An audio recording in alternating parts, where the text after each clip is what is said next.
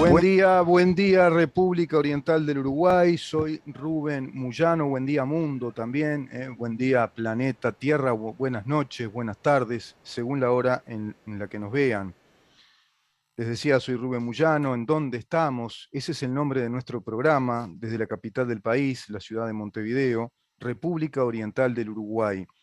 Tenemos un montón de temas para tratar, estamos en un país conflictivo,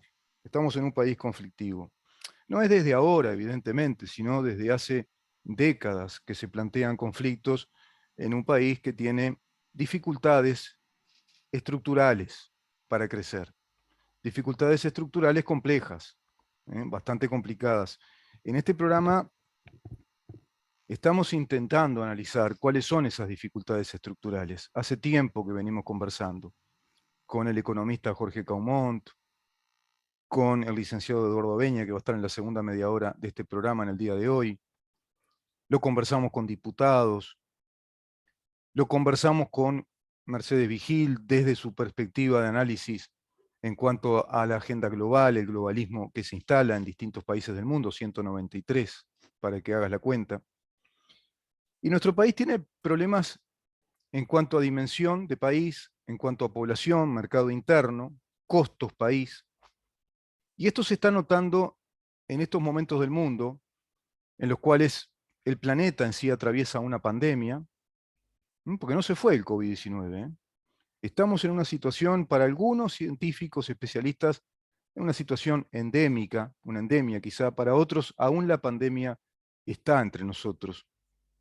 Uruguay tiene una cantidad de casos de contagios por COVID, pero digamos que en términos de funcionamiento hemos vuelto a la normalidad. Esto conlleva un montón de efectos. Cuando Uruguay estaba en pandemia, la cosa estaba más tranquila, el gobierno actuaba de acuerdo a sus políticas sanitarias, abría un poquito las canillas, cerraba, ¿se acuerdan las perillas del presidente? Cerramos, abrimos un poco, no hacemos evidentemente una cuarentena obligatoria, no establecemos un estado de excepción, decía el presidente, sino todo lo contrario, apelemos siempre a la libertad en la medida de lo posible. Y Uruguay tenía los motores encendidos, no todos, pero dejó motores encendidos, puso las luces largas en la visión económica de las cosas, según la ministra de Economía, y salimos adelante, al extremo de que nos convertimos en un país modelo en cuanto a todo ello, y hoy es país de consulta en lo que hace al tratamiento de temas de emergencia, y en este caso ante una pandemia. Era impensado a nivel mundial que un pequeño país diera un modelo realmente muy interesante en cuanto al tratamiento de lo que significa una pandemia, no paró todas sus actividades, y hoy hay números que indican que eso funcionó. Hoy tenemos, según los últimos datos oficiales del Instituto Nacional de Estadística, también del Ministerio de Trabajo, que el 7,7% es la tasa de desempleo. Es un número, bueno, bastante, digamos, no te diría positivo porque nunca es positivo el desempleo, pero es un número alentador. Cuando este gobierno toma el país y en épocas de normalidad, en épocas de funcionamientos normales de la economía y a posteriori de grandes momentos económicos exportadores del país, tenía el 10,1% de desempleo, con un déficit fiscal muy alto, también con un endeudamiento muy importante, pero un desmantelamiento claro del aparato productivo del país en la actividad privada. Y esto se empezó a notar ahora con esta economía de guerra, a raíz de esa invasión de Rusia a Ucrania, que ya va rumbo a los 4 meses, generando esta enorme distorsión de precios, especialmente desde el crudo, desde el petróleo y desde el gas. ¿Por qué? Porque tanto Ucrania como Rusia son productores de alimentos y de energéticos como el petróleo, el gas y también de otros recursos naturales importantes para la industria. Eso está generando una distorsión importante al extremo de que el rublo está subiendo, incluso su valor es la moneda que hoy está saliendo exitosa, aunque les parezca que no, según analistas económicos, y sin embargo devalúa el dólar, deprecia el dólar. Mirá en qué momento del mundo estamos. Estados Unidos con una inflación como hace décadas no tenía, prácticamente en el 8%. Uruguay ante ese contexto, ¿qué hace? Y simplemente lo que hace cualquier país que es energéticamente dependiente. Necesita importar ese petróleo. Ese petróleo hoy nuestro gobierno, en cuanto al traslado a precios, lo mide por la paridad de importación.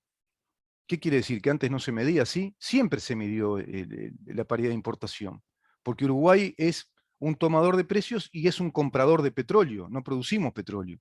Pero aunque lo produjéramos, seguramente somos tomadores de precios y tenemos que tener un petróleo a un precio determinado. Pero ponele que para el mercado interno Uruguay pudiera abastecer con un petróleo mucho más barato si fuéramos productores, pero no lo somos. Pero además, tenemos una empresa monopólica estatal que está fundida, que la estamos financiando los uruguayos, que tiene esos famosos y tristes sobrecostos, que estamos pagando un montón de impuestos cuando pagamos la nafta o el gasoil, y esa cantidad de impuestos, gran tema para analizar el viernes con el economista Caumont, en su columna de los miércoles. Hoy no contamos con él porque con previo aviso me dijo que no podía estar por cuestiones de trabajo. Vamos a estar con él el próximo viernes, Dios mediante, para conversar de estos temas. Pero lo cierto es que, bueno, el precio del combustible ha subido un montón y tenemos que pagar todos los impuestos sobre ese combustible. El Estado ahora minimizó el incremento, que según la URSEA tendría que estar el gasoil en 10 pesos más y la nafta creo que 7 pesos más, una cosa así. Bueno, un peso y medio creo, ¿no? La nafta. Evidentemente el gobierno va minimizando, va atenuando ese aumento. No se agota ahí. Por otra parte, ves un país que está cargado de conflictos sindicales. Y esto viene a cuento de lo que les decía. Cuando la pandemia todo estaba tranquilito, estaba quieto.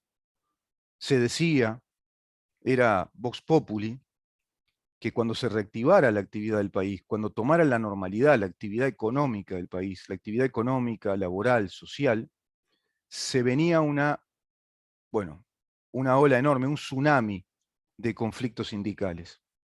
¿Por qué? Porque están programados. Porque así se piensa trabajar ante un gobierno que no es del signo ideológico político del sindicalismo uruguayo.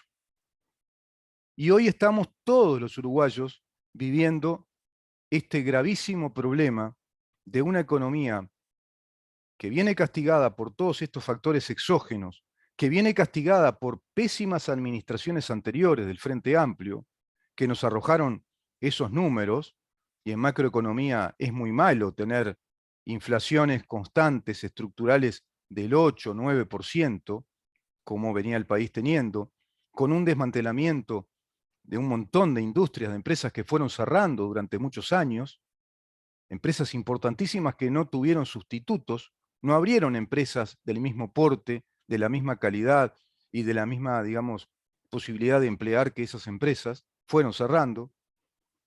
Y eso arrojó, y otras que hicieron reducción de personal, arrojó esa tasa de desempleo del 10,1% cuando este gobierno toma, a marzo del 2020, este gobierno. Como pasa el tiempo, uno tiene que hacer un esfuerzo de memoria, ¿no? Pero evidentemente esa tasa de desempleo que estaba en el 9, tanto, llega al 10,1 a fines del 2019 hacia el 2020. Y se está planteando hoy entonces que la conflictividad sindical es contradictoria respecto a un país que quiera crecer a nivel productivo. Un país que tiene una carga impositiva enorme, muy vinculada al sostenimiento de una burocracia estatal que es enorme en cuanto a las dimensiones del país. Un país así no puede funcionar. Pero evidentemente estos cambios no van a venir ahora. Este gobierno no vino con esos cambios en el libreto de gobierno. Lo cierto es que muchos uruguayos pensaban que sí, que podía venir con libretos más profundos en cuanto a cambios que sean más profundos porque son urgentes. Los recortes del Estado, este gobierno los aplica a partir de no renovar de 3 vacantes, no renovar una. Es tibia la medida, sin duda, pero también hay que entender una gradualidad en esos cambios. No se puede aplicar medidas de shock. Hay que aplicar gradualmente, digamos, un cambio de país. Pero si no se empieza por algo, nunca va a empezar el cambio. Y ahí está este tema del sindicalismo uruguayo. Otra vez vengo con ese tema. Muchos dirán, otra vez con lo mismo, otra vez con el sindicalismo uruguayo. Nos va a decir que hay que ir a un modelo de relaciones laborales libres, sí, efectivamente, de que este es un modelo corporativista, reglamentarista, que es un modelo que retomó el doctor Sanguinetti de un viejo modelo de la década del 40, del doctor Amézaga, cuando aplicó los consejos de salarios, que fue algo parecido, pero no exactamente lo mismo. Nos va a decir otra vez todo eso, sí, eso otra vez. Pero no solo eso, sino que además se negoció el sistema político de aquel entonces, cuando la apertura democrática, se negoció con que prácticamente el Partido Comunista se hiciera cargo de los sindicatos. ¿No? Esa fue la clase política de aquellos años, de la década del 80. Del 85 en adelante, con el gobierno del doctor Julio María Sanguinetti, se hizo una especie de pacto político, una especie de acuerdo, y claro, eso ya tenía un antecedente histórico. Los sindicatos son del Partido Comunista, nosotros nos vamos a encargar de la política del Estado, de llegar al gobierno, de establecer el modelo económico. Craso error, enorme error, terrible error. Error de enfoque, error de perspectiva en cuanto al funcionamiento de la economía de un país. Porque si vos querés realmente o tenés una visión profunda y global de la economía de tu país, tenés que contemplar los aspectos que son medulares o que son esenciales para el funcionamiento de ese país. Y ahí tiene que ver la Cámara de Industria, la Cámara empresarial, tiene que ver, por supuesto, el Estado, los organismos del Estado, pero tiene muchísimo que ver el sindicalismo del país. ¿Qué sindicalismo tenés? ¿Es un sindicalismo abierto? ¿Es un sindicalismo plural? ¿Es un sindicalismo como se aplica en el mundo sensato, en el cual los sindicatos flexibilizan medidas en lo que hace a los convenios colectivos de trabajo, por ejemplo, con la empresa para la cual el sindicato trabaja? ¿O tenés un sindicalismo único que atraviesa la actividad de desarrollo económico? Es decir, los sindicatos por actividad, que terminan resolviendo lo que no saben de la realidad de cada una de esas empresas. Tenés un sindicalismo que tiene cúpula de sindicalistas que se van encaramando en esos sindicatos y son los negociadores plenipotenciarios con los empresarios y el gobierno, negociadores inconsultos del resto de los trabajadores. Son los negociadores que dicen y mandan la orden inclusive con sus patobicas y patoteros de que hay que parar. Y eso es una práctica sistemática, todos los uruguayos lo sabemos, ¿no? Muchos uruguayos sabemos eso, hay que decir las cosas como son. Y patotear como pasó con Río Gas, por ejemplo, de que un patotero impresentable, un prepotente, amenazó de muerte a su compañero de trabajo. ¿Qué compañero que tenés, eh? El mismo compañero del mismo camión. Dos compañeros de trabajo que compartían el camión de transporte de una empresa que tercerizaba el servicio a Río Gas, porque no es de Río Gas este empleado, lo patoteaba y le decía que le iba a romper todos los huesos. Insistió varias veces y lo amenazó, inclusive le aseguraba que sus días estaban contados. Bueno, la empresa decidió que se echara a este empleado. Resulta que 9 compañeros del sindicato se solidarizaron con este patotero prepotente, con este delincuente, pero no con el otro compañero. Y a su vez, esos integrantes de ese sindicato patotearon a los que estaban trabajando en Río Gas, porque hay medida de las empresas de tener, de pronto por extensión de horas, empleados sustitutivos de los empleados que deciden hacer la huelga. No olvidemos que está la LUC ahora, que permite que se haga la huelga y que conviva con el derecho a trabajar de aquellos que no quieren adherir a la huelga. Bueno, pero eso no se cumple. Es evidente que no se cumple porque el contexto no permite que eso se cumpla, porque es un contexto violento de sindicatos. A ver, la palabra sindicato creo que les queda grande. Son organizaciones ideológicas de militantes ideológicos que están buscando por todos los medios sistemáticamente desestabilizar el proceso de gobierno de un gobierno que en este caso no es de izquierda. No estoy defendiendo el gobierno, simplemente estoy dando los datos de la realidad, los datos objetivos. Y por lo tanto un país en estas condiciones no puede avanzar. Es imposible que un país avance. Entonces, claro, nos enteramos que una empresa, Sinteraram, brasileña, después de 65 años se va. ¿Y cuáles son los motivos? Bueno, uno de los motivos principales es la falta de competitividad por lo costoso que es el país. Y el otro gran motivo es el costo laboral.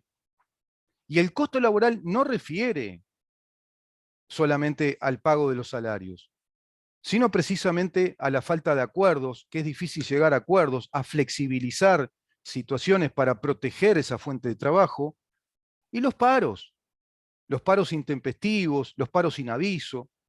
Todo eso es distorsivo para cualquier empresa. Entonces, ese empresario tiene todo el derecho del mundo de decir, me voy, vengan otra vez para acá, para la casa madre en Brasil, y sigamos trabajando desde acá. Es una empresa que tiene 11 países en su mercado. Tiene una influencia importante a nivel internacional.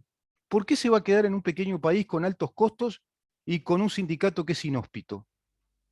Y no son los trabajadores en general, son la cúpula sindical. Está con nosotros el diputado César Vega. Gracias por estar, César. Habíamos coordinado con él para el día viernes, pero con mucha amabilidad me dijo, sí, puedo estar el miércoles, dado que Caumont tenía una dificultad hoy por motivo de trabajo y no podía estar en su columna. ¿Cómo te va, César?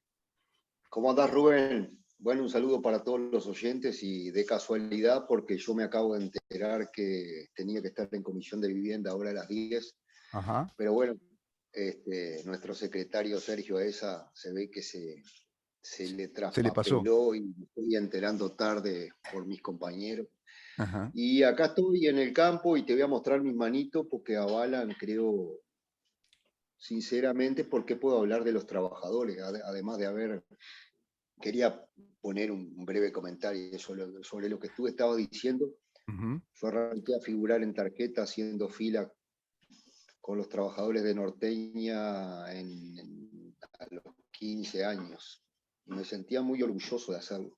Tú te estás refiriendo a una dirigencia sindical que es básicamente frente amplista y por sobre todas las cosas generalmente comunista o vinculada al MPP, que no tiene nada que ver con los trabajadores. Claro. Y de una vez por todas en los sindicatos tiene que haber elecciones secretas y algunas de las decisiones, por supuesto, que se tienen que tomar por voto secreto para que esa delincuencia, digamos, que se apriete, de un día para el otro deje de existir. Y si no, seguiremos por donde vamos. Ahí tenemos a Conaprole.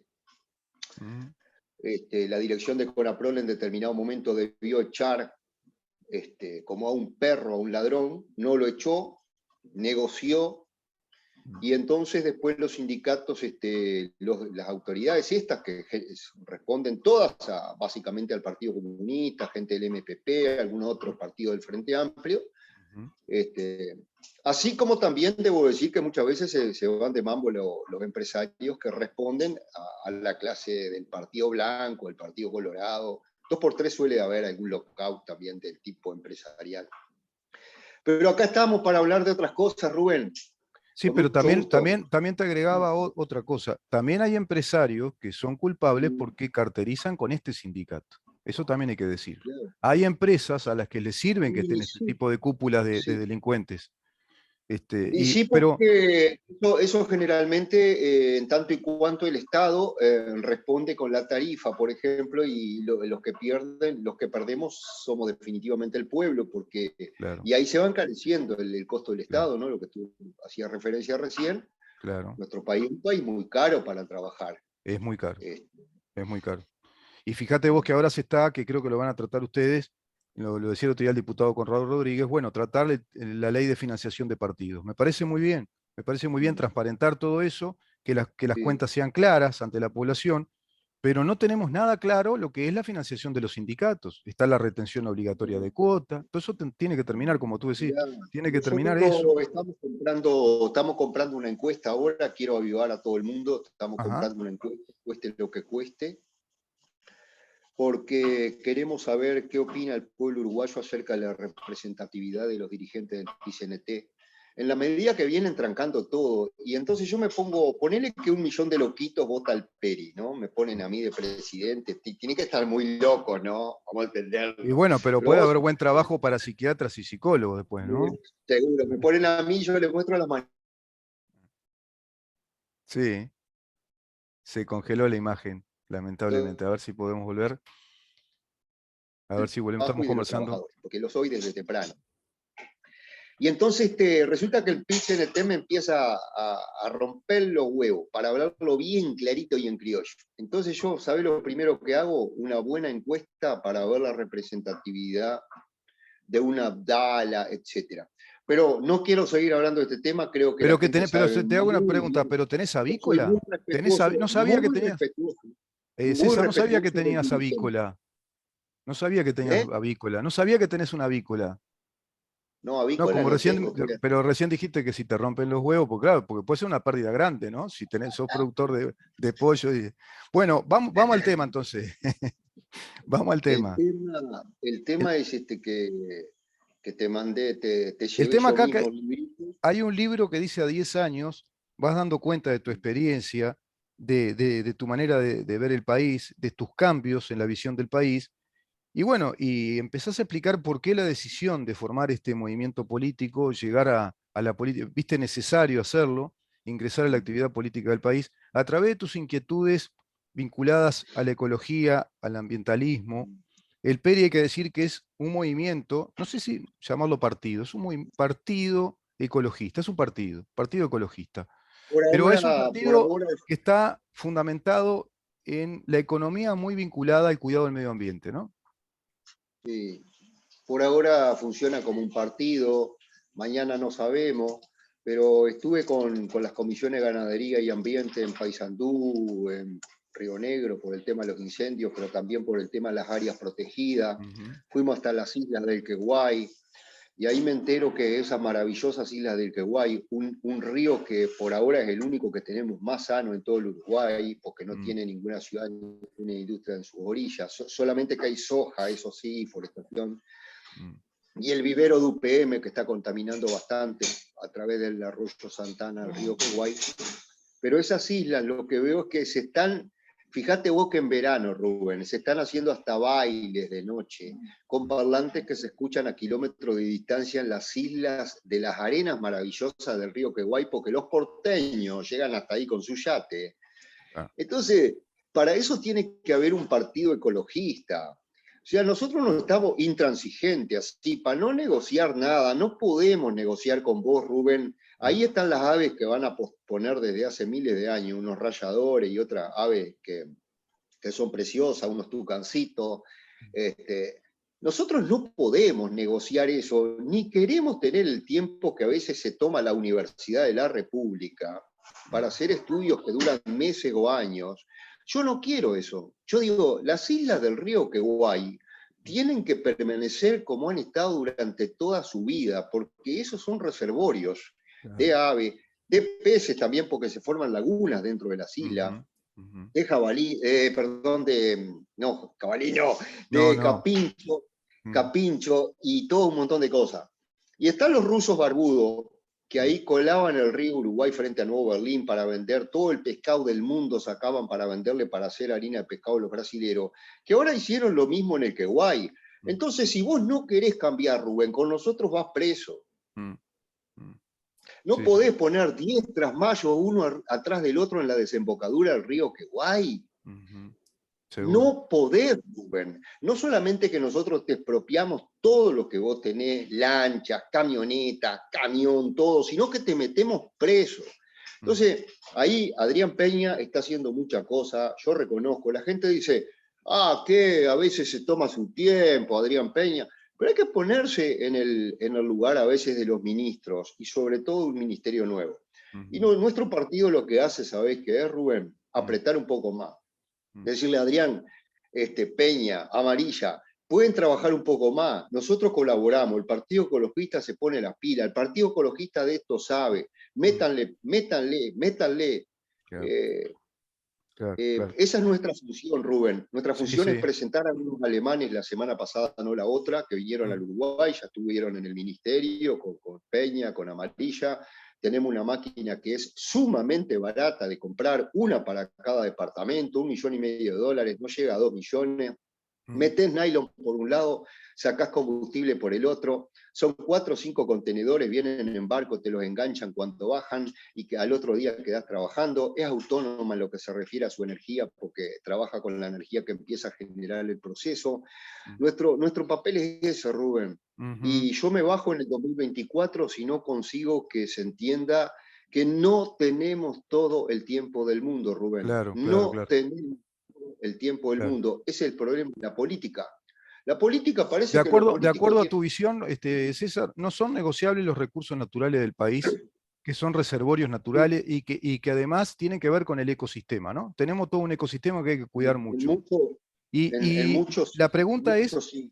ir a un modelo productivo que cuide eso, y cómo sería, cuál es la visión en líneas generales de ese modelo productivo agropecuario, por Pero ejemplo? claro, Rubén, primero tenemos que desembarcar todo lo político en la isla del Delta del Tigre, acá en la desembocadura del río Santa Lucía, que lo conozco porque tengo todos los cuentos de gente que tiene más de 80 y desde chiquito vivió ahí. Entonces Mm, ahí hay que llevarlos a todos los políticos como un asado. mm. Nosotros queremos que en las islas del Queguay, que está sucediendo lo que sucede, haya por lo menos un destacamento. Por supuesto que va a haber militares de la prefectura, de la Armada, y también va a haber por lo menos permanentemente dos guardacostas, Ajá, guardaparques. sí. Pero resulta que no tenemos plata, porque se nos ocurre, por ejemplo, tener una base en la Antártida. Entonces, esa es Tocaste, la tocaste otra un labor tema, de nuestro partido, Rubén. tocaste un Porque tema yo te clave tengo ahí, que ¿eh? hacer pensar.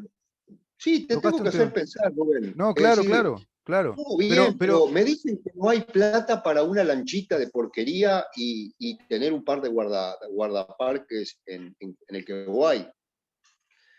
Bueno, pero estamos con una base en la Antártida que no sé qué mm, sentido tiene y que la mitad del presupuesto se va en viaje, en la nafta para el viaje.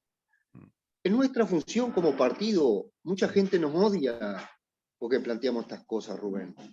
Ahora Tenemos una hacer, radio como la radio Clarín encendida, sí, Rubén. sí, ¿Cuánto sí, sí. cuesta tener una radio encendida? ¿Sabés qué me dejaste pensando en el tema del ejército ahí? Por ejemplo, integrar un ejército en cuanto a la especialidad del cuidado, por ejemplo, de los recursos naturales. Claro, Especializar actividades, los guardacostas, bomberos también, ejército, bombero. y darle la función que incluso va a dignificar esa actividad, porque tendríamos un ejército útil. Teníamos un ejército, Exacto, porque porque mucha gente dice, cuando las papas queman, el ejército ah, está ahí. Cuando las papas queman, eso el es lo que, ejército está ahí. lo que dije yo en Fukushima y Chernobyl, cuando hay Mm, gente que se equivoca conmigo. mm. No, señor, yo, el ejército en Fukushima y el ejército en Chernobyl, cuando los políticos se rajaban, Sí, estaban allá ahí. fue el ejército. Sí. Entonces, el ejército tiene que tener una tarea que es distinta a la que pensábamos antes. Yo te estoy poniendo ¿Te acordás un cuando acá no se juntaba destacamento la basura? El ejército estaba muy ahí bien, con cuando el brigadas juntando ejército la tiene que basura. ir a... Sí, estaba Martínez mirándolo mientras tomando Sí, mate, con el sí, molde del termo en el sí. brazo, tomando mate. Pero Pero bueno, bueno, si no, nosotros no tenemos éxito en todos estos planteos, eh, creo que tenemos éxito. sí, sí, sí, Creo que hay que tenemos, pensar porque positivamente. Sí, sí. me encuentro en Paysandú que voy a un vivero perdón, a coso del aserradero de la caja bancaria, voy a pedirle esta moldurita, le pedía, traerme de recuerdo, mirá, Ah, al muchacho que la estaba haciendo y me dice, yo te voté, me dice, y me pidió una foto. Después de hablar con el ingeniero, me dice, mi padre es fanático tuyo, te escucha. mm, Bueno, tenemos que tener también la posibilidad de transformar eso en votos y mm, ayudar al partido, como yo le dije, a Martínez de mañana y a la calle de tarde. Nosotros, si llegamos, que al final llegamos, vamos a colaborar con el gobierno, sea cual fuera, en ese momento no se sabía, para que a nuestro país le vaya mejor. Ahora, yo me puedo equivocar muchas veces, pero nunca nadie va a poder decir que no ha sido honesto mi planteo. Claro, claro, claro. Sin duda. Entonces, acá Claro, estoy para colaborar, que se entienda claro, bien en este claro. gobierno, Sí, en sí, todo lo que a mí me parece que está bien. En algunas cosas yo he votado en contra y a por veces he votado supuesto. solito, Y solito en porque contra. sos libre claro, de votar lo que pensás, pero lo que no se puede decir en cuanto a tu figura es de deshonestidad, todo lo contrario, sos totalmente honesto, decís lo que pensás y ustedes están abocados, que en definitiva es lo que se trata, ayudar al país, no es, porque después viste que hay gente que dice, qué colaboracionista con el gobierno. No, no, estás tratando de colaborar para que el país mejore, sea el gobierno que sea. Ahora, evidentemente, está con un gobierno que seguramente es más permeable a un gobierno que sea de una izquierda cerrada, que vienen con sus planes ya libretados. Porque esa es la verdad, hay que hablar claro también esto, ¿no? Yo soy muy clarito para hablar de estas cosas. Porque los gobiernos Renueve es una anteriores izquierda, simulaban que Renueve hablaban sí. con sus famosos cabildos, ¿te acordás, abiertos? Pero tenían todo libretado, ¿no? Y el Parlamento era una escribanía donde iban a votar lo que ya estaba decidido afuera. Ahora creo que se discute en el Parlamento, eso renació, ¿no? Ese Parlamento que lleva los temas y se discuten. Evidentemente que hay políticas de gobierno que ya están preestablecidas, que eso están en cualquier campaña electoral, que tiene que ver con los temas financieros, que de todas maneras hay que discutirlos, ¿no? Recursos. Ahora vendrá el tema de la rendición de cuentas y vendrá el tema de la educación, qué recursos para la educación, por ejemplo, pero no solo qué cantidad, sino con qué calidad se van a aplicar esos recursos, qué calidad de destino van a tener los recursos educativos. Yo te invito para la próxima, César, seguir hablando Bueno, de este tema, porque me quedaron cantidad de preguntas. ¿Por qué Partido Ecologista Radical Independiente? ¿A qué obedece esa terminología? transición. Y a su vez, bueno, te iba a preguntar, pero no nos da el tiempo, para la próxima queda, ¿qué te parece que es lo que hay que hacer en el país, que falta hacer y qué habría que legislar? A nivel general, no me refiero solo al tema ecológico, sino vincular todo, ¿no? Una visión integral. ¿Qué habría que hacer? ¿Cómo tendría que funcionar para vos los sindicatos? ¿Cómo tendría que funcionar la seguridad social? ¿Cómo tendría que funcionar un sistema productivo en relación a Muchos todo temas. eso? Pero me parece que son como tres grandes preguntas y quizá ir una por una en cada programa. No sé si te parece buena idea. Gracias, Rubén. Bueno, que pasen bien. Cuídense del frío. Usted también. César Vega con Chao. nosotros. Que Hasta pase la muy bien, próxima. César. Hasta la próxima. Gracias. El Chao, diputado chao. ingeniero agrónomo César Vega conversando con nosotros. Vamos a hacerle todas esas preguntas, una por una, por supuesto, ¿no? En cada programa, para que, bueno, nos dé la visión del PERI respecto a esos temas centrales, esenciales para el país. Vamos a una pausa y recibimos al licenciado Eduardo Aveña. Quédate ahí.